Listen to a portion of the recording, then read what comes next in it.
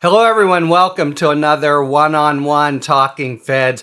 I think the conventional wisdom, or at least the sort of reflexive notion about the election, is there's this very small slice of potential Trump voters who may be peeled away. But there's reason to think that that is actually an inaccurate portrait of where things stand, at least today. And our guest today has written about it recently and thought about it a lot. So I'm very pleased to welcome, I think for the first time, Ron Brownstein, extremely well known. I'm sure you all know him, but a senior editor at The Atlantic, a senior political analyst for CNN, and every week he does two different articles. I would say one more, cerebral or theoretical, one more news-driven for each publication. A two-time Pulitzer Prize finalist and author of the really great New York Times bestseller, Rock Me on the Water. I wanted to talk to him about the piece he recently authored entitled How Trump is Dividing Minority Voters and Changes in Voting Patterns Among Minority Groups that could have a seismic effect on the 2024 election. Ron Brownstein, thanks so much for joining. Harry, good to be. We've talked so many times off camera. So exactly. It's good to be here in your domain. Thank you very much. We are peers in many ways, although you have a many lap lead on me, but we're about the same age and cohort in a number of ways and interest, and as Californians of all things. Yes. All right. But let's cut to the chase here, because, polling regarding the race seems to reflect some fluidity in the dynamics involving, race in particular, but also education and gender, and maybe our settled notions of party alliances are shifting under our feet. Can you give us a quick assessment of where things stand as we speak, and what groups are poised to possibly change the normal ways of thinking about the current election? Yeah, this is in many ways not the election that we might have expected, even looking at the 2022 results. I think certainly we would not have expected this from where we ended up after 2020. I mean, basically, if we kind of think about the core racial dynamics in this campaign, they're kind of surprising on both sides of the ledger. In 2020, Donald Trump improved pretty significantly from 2016 in his vote among minority voters, which was a surprise at the time. Although when especially people kind Hispanics, as I recall, yeah. Hispanics in particular, and even a little bit, I think, among Black voters, but certainly Hispanics. And there was, I think, a kind of recognition that for those voters, the economy was an overwhelming issue. And Trump's commitment to reopening the economy, no matter what, had a lot of appeal in Hispanic communities, even though they were also at the front line of exposure to COVID itself, because many of those families are living right at the economic margin and simply, couldn't get by with a sustained shutdown. And then in 2022, the Republican advance among non-white voters essentially stalled. Democrats didn't win back the ground that they lost in 2020, but Republicans didn't push forward either.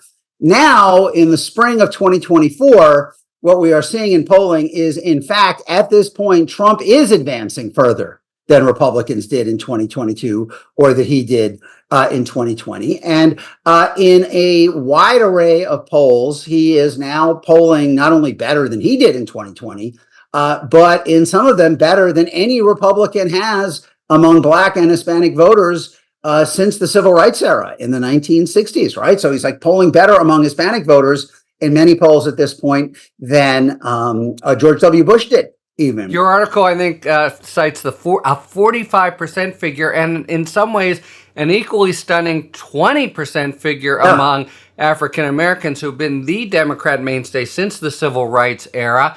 Do we have any sense, Ron, about what factors are driving this phenomenon? You don't think of Trump. Do we have any sense of what factors are driving this phenomenon? First, I mean, I think let me just add one thing before I answer Please. that. Yeah. Which is that all of Trump's inroads among non-white voters have deservedly gotten a lot of attention and a lot of head scratching. And the question that you just asked, like, what could be behind this? And I think there's a pretty clear answer of what could be behind it. But it's important and really critical to understanding the dynamic that these gains for Trump among minority voters have almost completely obscured something that is at least as important, which is that to this point, Biden is essentially holding and maybe even slightly improving on his 2020 numbers among white voters.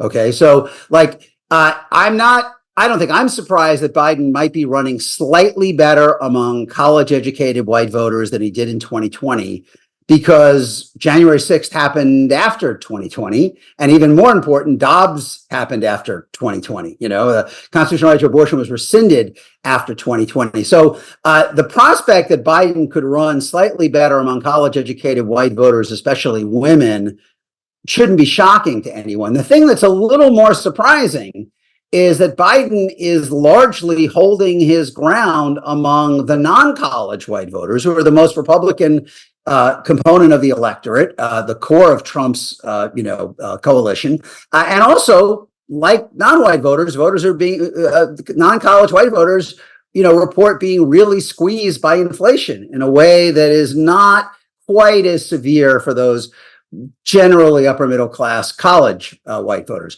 So we have a dynamic in which Trump is improving among non-white voters, but not really among white voters. And my view has been that really kind of flips the screen a little bit here, because if Biden can hold his support that he's now registering in polls among white voters, Trump's gains among non-white voters become a need to have, not a nice to have.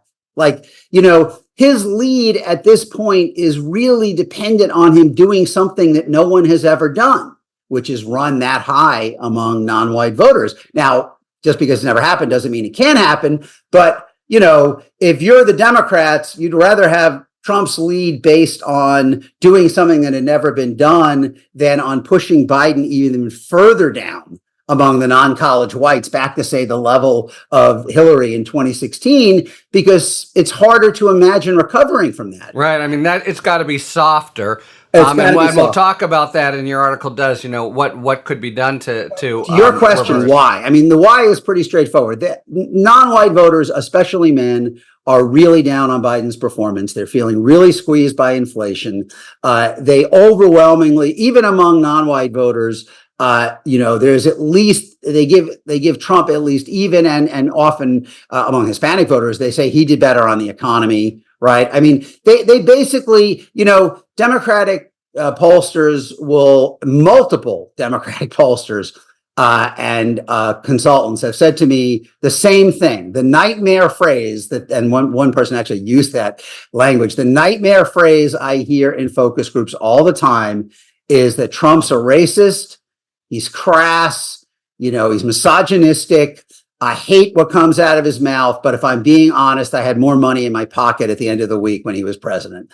And they hear that from Black men and Hispanic men pretty regularly, especially Hispanic men. Now, wages have been rising faster than prices since last spring, the spring of 23. It is possible that comparison will not literally be true by election day.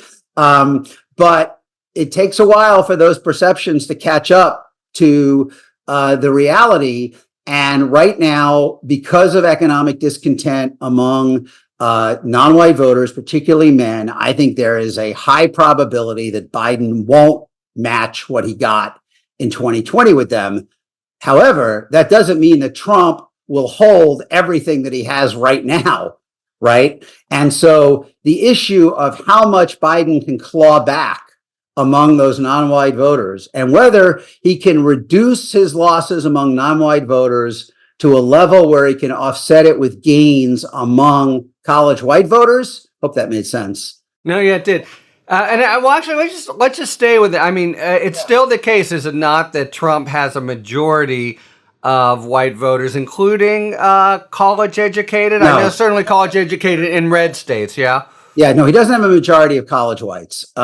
He has a In majority the country, but just in red state, right? right. He has a majority of whites overall. And, depending on the data source you use, and the three big ones are the exit polls, the Pew Validated Voter Study, and the analysis by Catalyst, which is a Democratic targeting firm.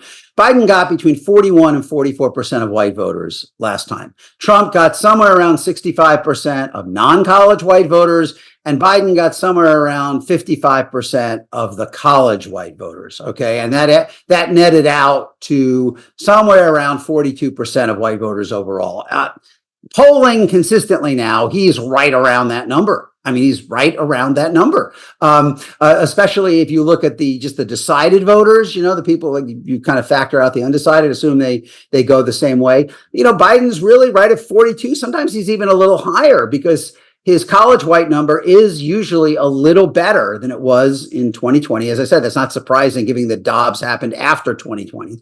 But he is way below where he was among Hispanic voters, 10 points below, 12 points below, and maybe 5 or 6 or 7 points below where he was among Black voters, maybe some as much as 10 sometimes. Now, Harry, there is, the core question is Donald Trump is running a very racially polarizing campaign, even more than he did in 2020 when he focused on these economic issues of reopening the economy and, getting past COVID restrictions. When he's talking about mass deportation, he's talking about internment camps, ending birthright citizenship, unilateral military action against Mexico, possibly restoring his policy of separating kids from their parents at the border. And, by the way, he's talking about mass pardons for white supremacists who attacked the Capitol and erected a gallows. Now, if you can do all of those things and energize your culturally conservative white base with all of that red meat and still poll 45% of Hispanics and 22% of Black voters, that would be quite a political feat. But I do know, Democrats, I think, believe that, as I said, given the economic discontent, it's not likely they can push Trump all the way back to where he was in 2020. But if you start telling almost all the Hispanic voters in Arizona and Nevada are Mexican American. And when you start telling them that Trump is talking about, special forces raids into Mexico, blockading the country and setting up internment camps, can you win back a few points of that? Right. They're reasonably confident they can. Well, look, there's this potential dynamic that you talk about in the article, that it might just be that right now, he is throwing out a lot of red meat but somehow not paying the price for it. And it could well be that this cohort of voters from the focus groups, who are these guys in the focus groups, it could be that they represent a constituency that's just paying less attention now. That is correct. And so a Democratic booing hope would be that you've just got to zero in. Although on this economic point, Ron, it's a whole nother topic, but at least you hear the White House supremely frustrated at what they take to be a case of amnesia about the performance of the economy, inflation itself, at least at the grocery store, okay.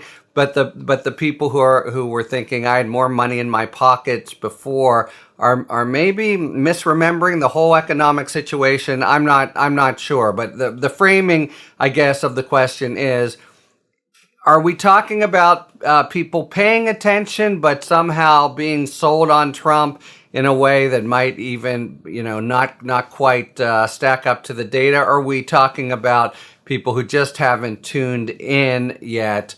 And that would be the sort of hope for the Dems, that those numbers would erode if and when they do, and when they do, and if Biden and the Dems in particular are able to highlight some of these more controversial stances that, in theory, he won't be able to back away from. Yeah. I think the answer is a little bit of both. When the people that I've talked to, for example, the Economic Policy Institute, which is a left-leaning think tank on economic issues, say that in fact, for workers around or below the median income, their compensation is still below the total increase in prices, particularly for staples like groceries or rent or gas since Biden took office. As I said, that may no longer be true by November. But that, that sense that they had more money in their pocket under Trump is not completely misguided. And, voters by and large, and I'm sure you talked about this with other guests, voters kind of give him a pass on the economy in 2020. They kind of view the pandemic as something that would have overwhelmed the economy under any president. But the other half of what you were saying is absolutely true, which is that many of the groups, younger to middle-aged Black and Hispanic men, where Biden is eroding the most in the non-white community, are voters who tend to tune in later, if at all. I mean, part of the advantage for Biden here is that these voters, non-white men without a college degree, have some of the lowest turnout of any group in the electorate. I've looked at data on that, and they don't vote nearly as much as college-educated non-white voters, much less college-educated white voters. So there is that. On the economy, it's an interesting kind of teeter-totter here, because Trump's strategy is, when he can focus in, it's pretty straightforward. It's like, you were better off when I was president, so let's go back to the things that I was doing when I was president. That's really, and that is a pretty, tough message for Democrats. The Biden strategy so Trump's strategy is as much as possible to get voters to look back, the kind of a retrospective comparison. How are you doing under Biden? How are you doing under me? Biden's strategy is much more to get voters to look forward. I mean, they really haven't challenged that much this Trump framing that you were better off when I was president. What they want to do is say, look at what we're each going to do if returned to power. I'm going to give you $35 insulin and Medicare negotiating prescription drugs, and I'm going to end the Trump tax cuts for the top earners and use the money for a child tax credit, more child care subsidies, more health care subsidies. I'm going to put forward all of these policies that are going to benefit you more over the next 4 years. And he is essentially going to do favors for his rich friends. Though, he's got a lot of ammunition there. There's a lot of good arguments there. The problem is, I think for a certain share of voters, that kind of perspective, like this is what I'm going to do, is a little bit pie in the sky, since they're kind of jaded, and they will, in fact, be more oriented toward looking back and saying, like, I do think there are a share of Hispanic men in particular who are going to say, I was better off under Trump, and I don't really need to hear anything else. I don't need to hear any of these other arguments about internment camps or $35 insulin. But there is an audience for that, I think, particularly among women. And if I had to predict, I would say the gender gap among Black and Hispanic voters will be even bigger than the gender gap among white voters in 2020. That's really interesting. And there's a couple of things we haven't mentioned that are really outside the scope of this particular article. But what about young voters who seem alienated based on the war, but they seem never to vote anyway? And then how much does Biden try to run this as an anti-MAGA campaign?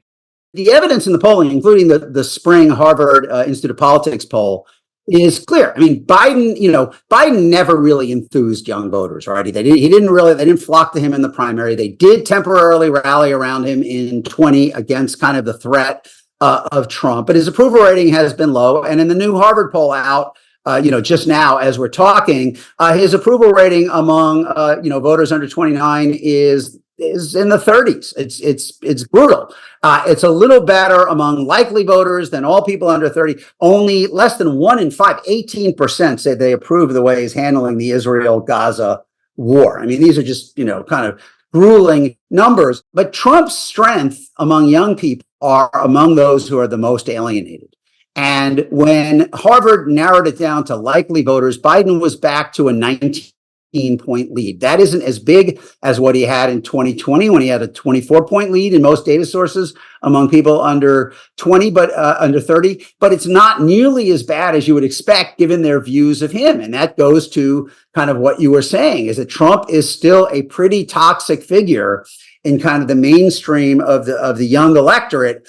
And, kind of interestingly, his support in this Harvard poll, which is a much bigger sample than we usually get of young people in a typical media poll, Trump's support goes up as the likelihood of voting goes down. Like the people who are the least likely to vote are the most enthusiastic about Trump. So a kind of pox on both their house feeling on young people may actually allow Biden to, maintain something closer to his margin. By the way, even with a lack of enthusiasm, this election in 2028 are the big elections where Gen Z ages into the electorate.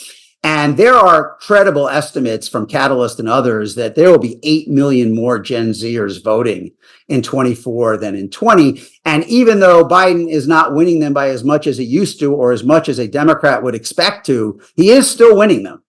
And so this could be a little thumb on the scale, and the people aging out of the electorate, either, because they are passing away or just becoming, too old to reliably vote, are predominantly non-college whites. I mean, the non-college white share of voters is going to go down again in 24, just like it does every 4 years. And that, again, is a little thumb on the scale for Biden, who needs every thumb on the scale he can get. True, although also non-white in general cohort will be rising some, and if these numbers hold. I wanted to ask a final question about a point you made that I seemed very provocative to me. And I want to make sure I understand it right, or that our listeners do. So you said that Biden really needs to transform the debate over freedom, the kind of watchword that the Republicans have been waving about. Can you explain what you mean by that, and what are the concrete stakes that word embodies? Yeah, so let's go back to kind of the way I kind of framed in my mind what seems to be the central dynamic here, which is that Biden is going to lose some amount relative to 2020 of his vote among Blacks and Hispanics, especially men, right? So he's going to have some erosion there. And the question is, can he hold that erosion down to a level where he can offset it by gaining even more, running even better than he did in 2020 among college-educated white voters? I mean, I think he likely is going to have to run slightly better among college-educated white voters than he did in 2020 to win this election, because I think it's highly likely that he won't run quite as well among Hispanic and Black voters. But if you are thinking about both ends of that equation, I think that it is imperative for him to improve among Black and Hispanic women, because the odds are pretty high he's not going to run as well among Black and Hispanic men. And then if you're thinking about college whites, and so given that he has to improve among non-white women, I think abortion and this broader set of rights is really important, because for those voters, it is often not only a philosophical question, it's an economic question about kind of controlling, their own, the kind of the trajectory of their own life. And certainly this whole idea that Trump is a threat to your rights, your values, and democracy, that the best audience for that in the electorate, the people who respond to that the most, are college-educated white voters, especially women, right? I mean, it's not like college-educated white men and women have rave reviews either about Biden's handling of the economy or immigration or crime. I mean, they're a little more enthusiastic about him than some groups, but they're not giving him, flying colors on the same issues that are alienating other voters. The difference is that they, I think, are the most likely to kind of look at Trump as an existential threat to basic values and basic rights that they prize a great deal. And so I think the more, I had a line in my story which didn't survive to the cutting room floor, but literally in the video last year where Biden announces his second term candidacy, freedom is the first word that he says. It is the first word out of his lips. And I said, I think that he wants it to be the last word on the lips of Americans when they go to vote this fall. Because even, as I said, even the group, even if you look at college whites as the indispensable group for him to grow among, they're not wild about his economic performance either. But they, I think, are the most likely to say, even with that, as are non-white women, I think, they're most likely to say, even if I'm a little disappointed in what Biden has produced in the economy, even if I think bread and eggs and milk cost too much, I view Trump as a fundamental threat to these basic rights and values. And so I think, He obviously has to do everything he can to narrow the economic deficit. But as a final thought, another way to think about this, in polling now, Trump sometimes is ahead by 20 points when voters are asked who they trust to manage the economy. Biden has to narrow that. I mean, all the forward-looking arguments we were talking about taxes and Medicare negotiation of prescription drugs and insulin and childcare help and so forth, he has to narrow that. But I don't think, Harry, he can eliminate it by election day. I mean, I think it is highly unlikely that on election day, as many people are going to vote, as many people are going to say that they trust Biden as trust Trump to manage the economy. And if that's the case, that means Biden has to convince at least some people who think Trump is better for their bottom line to vote against Trump anyway on other grounds. And these are the other grounds that are most likely to lead people to that conclusion: rights, values, democracy.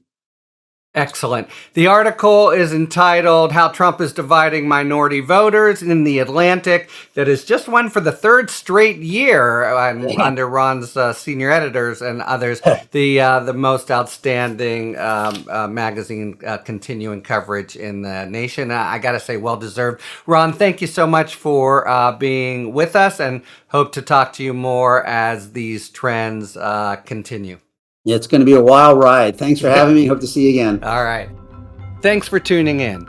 If you enjoyed this video and other Talking Feds content, please take a second to like and subscribe. Talk to you later.